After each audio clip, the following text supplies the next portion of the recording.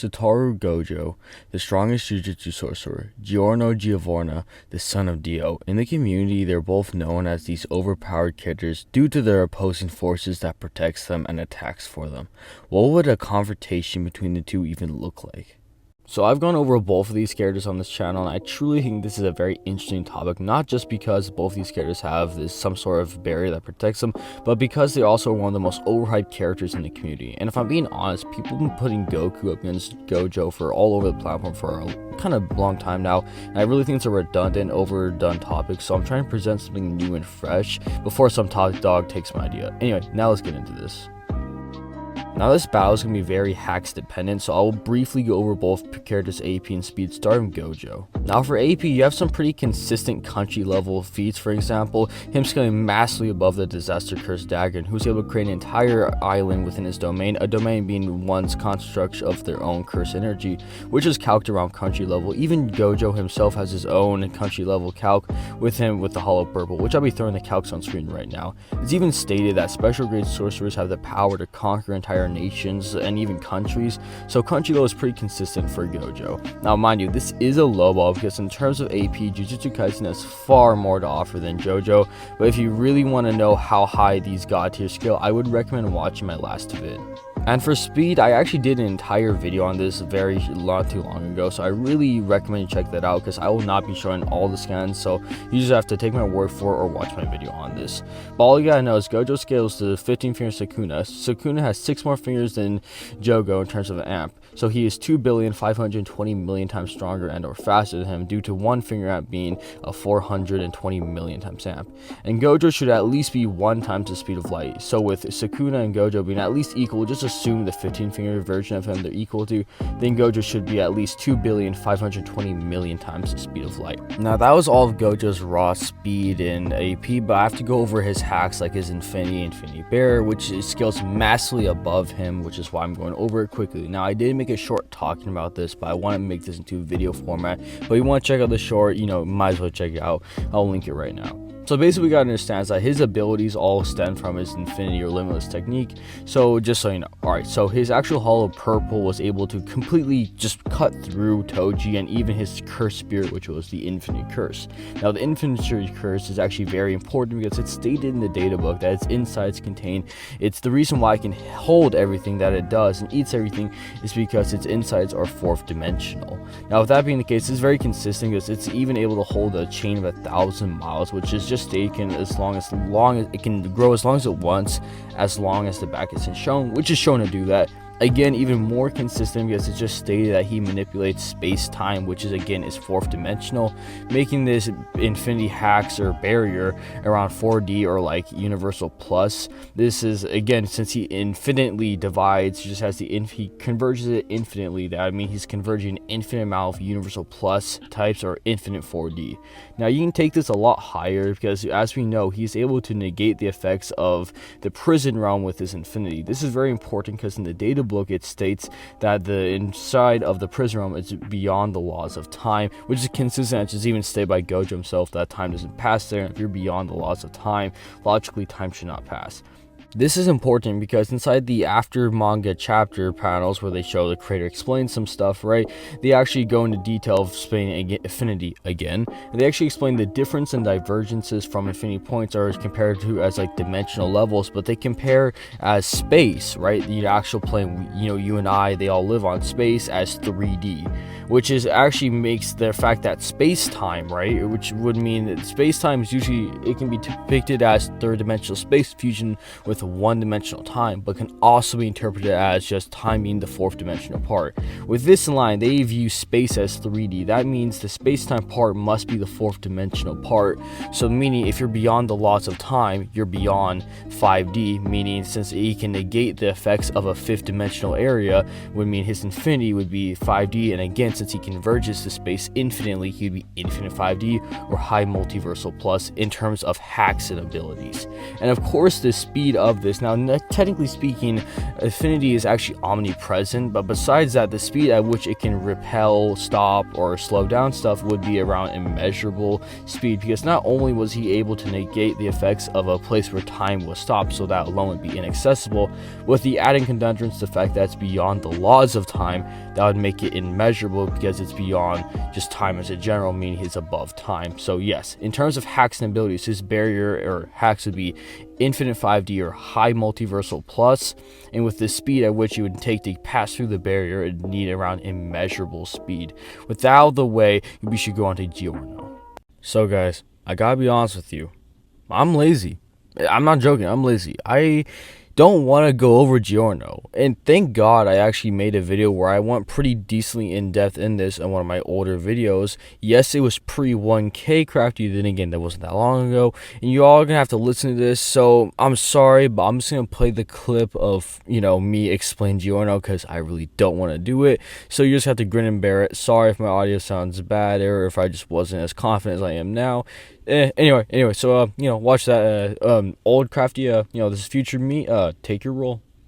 I've already gone over Giorno. I had a whole full-length video. I'll link it right now so you guys can go have more in depth, because I show most of my scans and everything there. So I totally recommend you go, you know, watch that video for like more in depth.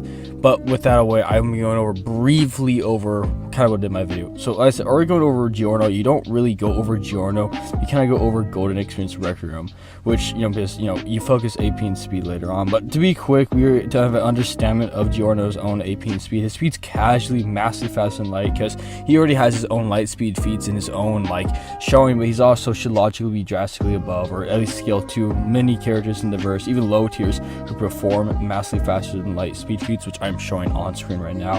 In terms of AAP, he can be safely put the multi-city block feats because, again, he scales to or above characters who have performed multi-city block feats. And I've heard some people put him at like city level or mountain level, which I've not seen any stuff supporting that, but hey, maybe I'm wrong, right? But like, so anyway, going over like that, so that's basically Giorno's like own AP and speed. AP, you know, multi-city block level. In terms of speed, he has like massively faster than the speed of light speeds, so pretty good start. Honestly, that's a really good tier for most characters. You know, it's a little off on the AP, but speed's really good. But you know, going over actually GER or Golden Experience Requiem, right? I recommend you go check out my video because I do a full in-depth analysis. But for basic understanding, it's stated to be the strongest stand of its time. Now, of course, this statement was made before the Pucci time reset, so logically, the statement doesn't refer to any new stands during like part 6, 7, etc. But that doesn't really matter because we already know it scales. We have a lot of stands pre-time skip that would scale above. For example, the stands that he would scale above are, for example, some Notorious Big and Made in Heaven, who both of them have in their databook stage have infinite speed. And of course, that would mean Golden Experience Requiem would have a logically infinite speed as well, and the ability Revert to Zero, which allows them, you can do a lot of stuff. For example, put you in an infinite death loop, which is, you know, puts you death through infinitely, right? He also has the ability to have some sort of form of causality manipulation, right? Now this all goes to the fact that Crimson King has, oh, not really Crimson King, but Diavolo, right, has the ability to like kind of see some parts in the future, and these were like kind of like perfect or guaranteed, you know, foretells, right, prediction of the future. And like Golden Experience Requiem was able to change those like perfect or guaranteed futures and just able to revert it to make it where it never happened. His own terms, he made it where he would never reach that reality. And the ability also, Golden Experience Requiem has the ability, now the stand technically has infinite speed, but the ability Revert to Zero has a higher speed feat. What I mean by that, though it doesn't scale to the stand, Diavolo was able to like erase portions of time where just the time did not exist in those portions. Now the ability is like somehow almost like it's able to activate before even off the accord of, you know, Giorno. Even the stand it was able to react in stop time, meaning the stand doesn't actually scale to that stop time, but the ability itself. So it's kind of fun. You have basically Giorno having massively faster than light speeds. His stand, Golden Experience Requiem, has infinite speeds due it's based off, you know, the statements, right? It's way above other people with infinite speed. But the ability Revert to Zero can work in something where no time is active, meaning the ability itself has like an inaccessible speed feat. And yeah, that's basically like the sum of my video when I went over for Giorno. Of course, he has this other like kind of low blow kind of techniques where it has like these type of full counter type frogs or even some type of life stuff going with it, but that's most likely not going to be relevant at all in this debate. So just going over both these characters, AP and speed in terms of raw stats, Jojo is taking a very disadvantage compared to Gojo because Jujutsu Kaisen is just way better feats compared to Gojo Verse. So Giorno's already outclassed, which we already explained over how in terms of AP, Gojo's taking a low ball. Gojo's taking way more than Giorno. In terms of speed, you both get them to FTL to massively faster than speed of light. So just to save this battle, since I don't want to go too controversial, let's just say they're equal in speed. Now this fight was never about their raw stats, was always about their hexes. So we just look at it, Gojo's infinity barriers will just establish way more potent than Giorno's revert to zero, causality, whatever. Because let's just say we take Giorno's thing at the absolute highest, say it's above even Pucci's ability to restart and destroy and create the new timeline or universe that even evolved accelerating time to infinity. Let's just say that's universal to high universal just based off that, right? That's still infinities of weaker compared to Gojo's infinite 5D, at least 4D, infinite 4D barrier. His barrier is already more potent and would be able to protect him from the revert to zero, because reverting to zero, his causality has never shown the ability to affect something on that scale. Even with inside the canicity or non-canicity of the show, Araki has shown inside the game Eyes Over Heaven, if you're just way stronger than revert to zero, you can kind of just punch away the revert to zero. It's kind of just shown inside there. Now that was supposed to be the canonic counterpart to them. It was just showing how strong they would be. The only times they would get stronger is for Dio Over Heaven or when Jojo actually started to get stronger with some bullshit amps, right? So we do know in terms of Rocky's eyes, if you are more potent than Golden Experience Requiem, you can overpower. But even if you excuse that, it'd be logical to argue that Giorno can affect something on such a high infinities of level he has never shown capable of. There's nothing you can do to revert Gojo because his barrier would just protect him. He would just be standing in months all of the time reversal, just chilling and be like, hey, what's going on? Everything's reversing, kind of like the prison realm situation.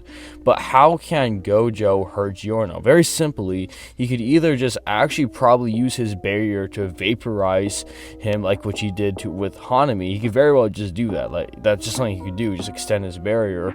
Or he can even just use Hollow Purple, which is an extension of his infinity, which he just shown to be able to destroy fourth dimensional spaces. Or again, this barrier, we did scale it to around infinite 5D, but I'm saying fourth dimensional at the absolute lowest, right?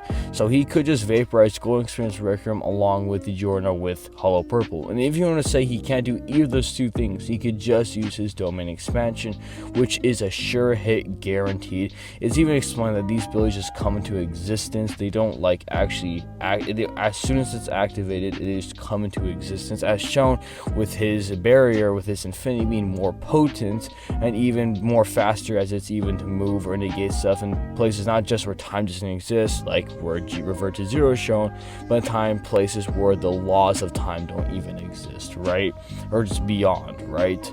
So with this, he would instantly be able to put infinite amount of information inside Giorno's head, and it would not be able to revert to zero, and he could just kill him there. There's just so many win tons that Gojo has over Giorno. Giorno actually has no way of even getting past the barrier or to even damage Gojo in the first place. So there's really nothing to do. Now I really thought it's an interesting battle, don't get me wrong, but I just don't think it's fair in Giorno's favor. I'll say this is a mid to low diff for Gojo's favor. And don't forget to like, comment, subscribe, and join the Discord and link description below. And don't forget to comment down any other future videos I'm gonna start doing some more of like requestments from you guys. I've been starting to do that more often. And yeah, that'll be all. Mr. Crafty out.